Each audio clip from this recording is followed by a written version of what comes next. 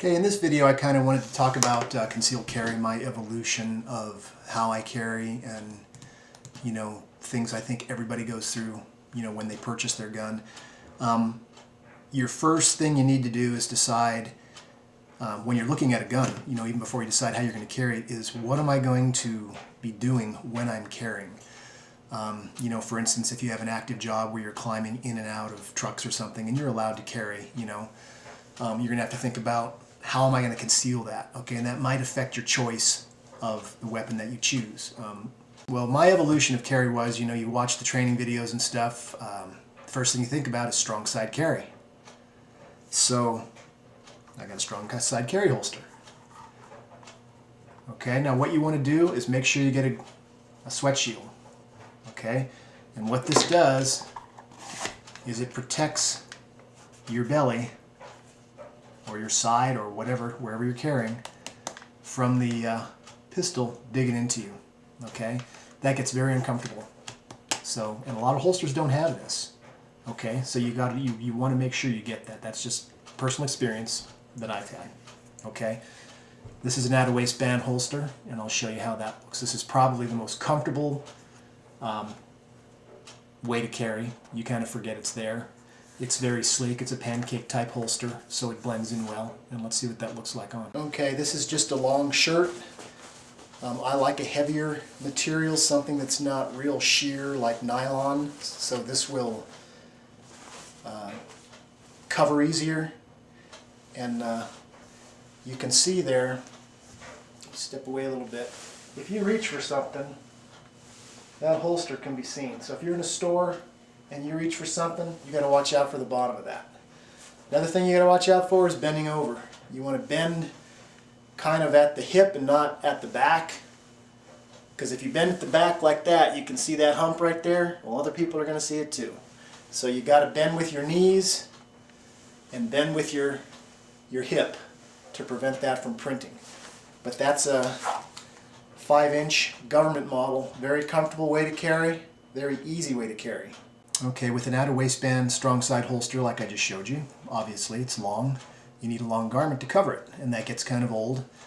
Limits to what you can wear, during the summer and stuff. You have to wear a really long shirt depending on, how your body's built and stuff like that. So the next evolution I went to was the in-waistband holster. Okay, this particular one is for the Glock. It features the metal clips. I will say that the metal clips are a pain in the ass to get on. They stay on when they're on, but you'd think it's easy, but it's not. Okay, and of course, with the in-waistband, you can wear something shorter like a large t-shirt, an extra large t-shirt. You can reach up. There I am, stretched as far as I can. No holster showing. And of course, the same caveats apply with, when you're bending over. If you bend like that, you're going to get that camel hump there, okay? Of course, you bend, just most guys don't check out other guys' butts. No one's ever said anything to me carrying. So there's a Glock, and that's 2 t-shirts even. That's why you're going to want that dust shield, because obviously in the summer you wouldn't be wearing 2 t-shirts. Okay? And I like to carry slightly behind the hips, so from the front you don't have that, you're not wider in the front, you're kind of wider right here where you're better padded. And that way you usually don't need a larger size of pants, because if you carry right there on the hip, you might need to go up a size in your jeans. If you carry just behind the hip, I haven't had to anyway, use bigger jeans. So there it is, the Glock 17 in a waistband holster. Okay? Okay, then I thought about appendix carry. Okay? Sweat shield again, very important. This one has a metal clip, but where it fits and there's only one, it's a lot easier to get on. Okay, in this particular holster I carry a 357 Magnum. Let's see what that looks like. Okay, let's take a look at appendix carry. Same t-shirt I had on before. I have that t-shirt under it, so you don't have to see my fat belly. There's a Taurus in a little clip-on holster. It stays there. 357 Magnum, 5-round Taurus. The only caveat with this is barrel length, okay? Because you have to be able to bend, obviously. And when you bend over, This is going to dig right into your leg, okay, even if you're climbing into a truck or something, okay? So it depends on how high your pants ride, how long your barrel is on your weapon. So carrying a Glock 17 up here for me would not work because I can't sit down comfortably. This is also a really good position if you're climbing in and out of trucks, loading lumber, if you're remodeling, you know, something and you're bending over all the time and you're working, you can put your hand over if someone comes by. If someone lines up behind you in line, there's no problem because there's nothing back there to print. You can bend over all you want, nobody sees anything. So this is a very well protected place to carry it, and it's very quick to get to, okay? With a revolver though, with the cylinder, with this particular holster anyway, it takes 2 hands to reholster. But when you're reholstering, be super careful, because if you're sitting down when you draw this, if you're in your vehicle or, you know, restaurant or whatever, you're reholstering, remember your leg's bent, that barrel is pointing right into your leg, and if it catches that major artery in there with an accidental discharge, you know, you're done. So safety wise, you got to be, you know, super careful with this, okay? But guns are dangerous things. So I like this carry position, but that's why I carry a revolver if I should carry this way. Okay, and finally, I've got the old shoulder holster, which a lot of people disdain. I like it, okay? Because what I discovered is I can't carry at work. I don't have a permissive environment, so I can only carry when I'm not at work. And what am I doing when I'm not at work? Well, usually when I carry going out in public, I sit in the car or the truck. I sit at a restaurant, I sit at a movie theater. You know, sadly, most of the time I'm on my butt. Well, strong side carry, depending on what kind of a seat you're sitting in, you know, can be very uncomfortable. In my truck, strong side carry is fine. In my car, forget about it. I have wraparound bucket seats and it's very uncomfortable. If you're carrying strong side hip and you're in line at the grocery store, let's say, and you've got somebody, you know, you're in the fast lane with just a few items and you've got somebody that wants to stand so close to you that it's like, you know, you're going to give me an engagement ring here. And I always start thinking, you know, are they looking, you know, do they see my gun printing? You know, they could easily grab it out. They're so close to me, so I have to, you know, kind of turn sideways and keep my eye on them. You know, that's irritating. With appendix carry or the shoulder holster, you really don't have that issue with people standing closely behind you.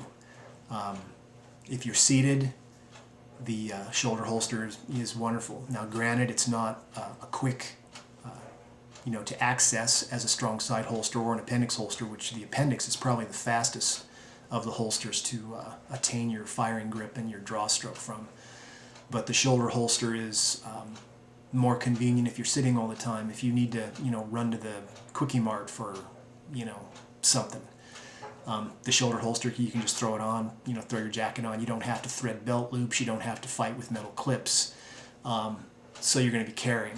Like I say, it's not ideal, but the gun that you have with you in an incident, you know, like that's ever going to happen. But, you know, with your luck or my luck, if you don't carry, it will. That'll be the one time in your life you don't carry and bam. So I like the shoulder holster. Okay, but there's what it looks like.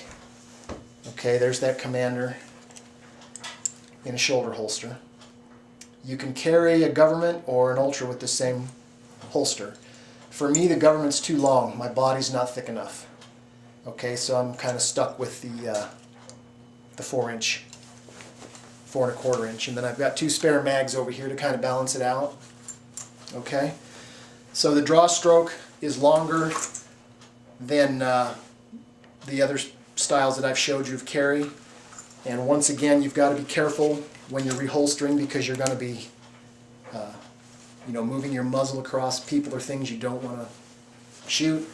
But this is a great way to carry. You can always, you know, if you think someone might be looking at you, you can put your arms over it like that. Some of the downsides of it are it does get heavy around your neck if you're carrying a really heavy pistol, which I do. That's how I know. One of the other things to look out for is back here. The straps on this particular holster will gather your t-shirt up so it kind of starts to do this number. Okay? So what you want to do is you want to wear a fairly tight t-shirt underneath of your vest, your suit jacket, your long sleeve denim shirt in the winter, a short sleeve Hawaiian shirt in the summer. Whatever you throw over the top, you want to make sure this is tight. Okay, it'll be a lot more comfortable. And there's a close-up of it. And this is great for driving. It's great for sitting.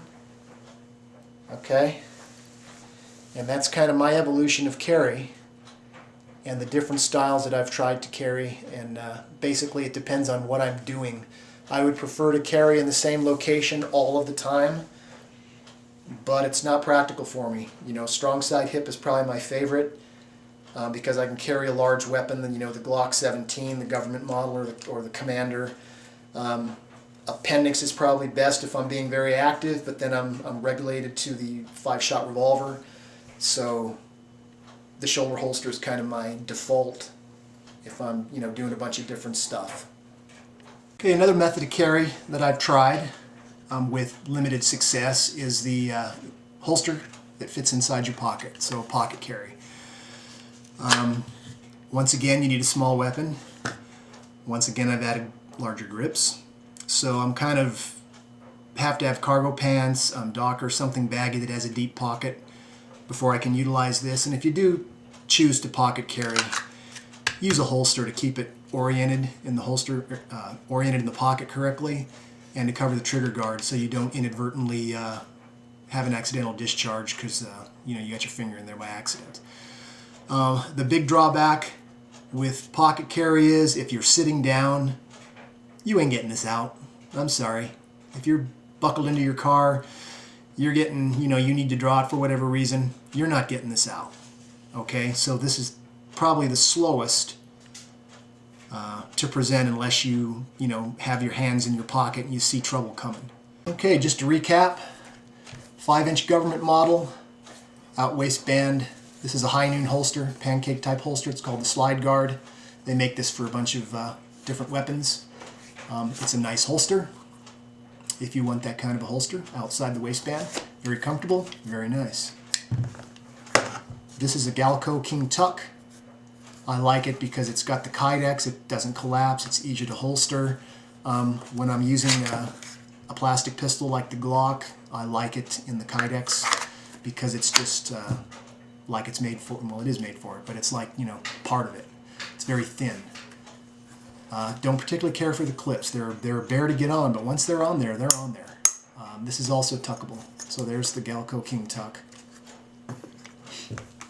The appendix carry holster that I'm using here, I couldn't tell you the model of it, but it's a CQC holster from Blackhawk. I don't know that it has a particular model number or whatever. They make these for a variety of different size pistols, whatever you can tolerate bending over.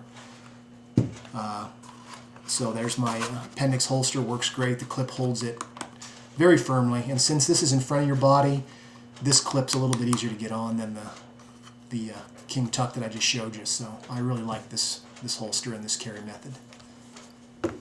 And then of course I've got my shoulder holster with the 4-inch 1911 in it, the Commander size. This particular holster is a Mitch Rawson that's made for Dillon Press. If you've ever seen their catalog, they sell these in there, and they make these for only like 3 different weapons. They make it for the Glock and I think the Beretta, I'm not sure. But there's another nice rig, and it's not horribly expensive. And I give it 2 thumbs up. It's good stiff leather. It's held up well. I've carried it frequently.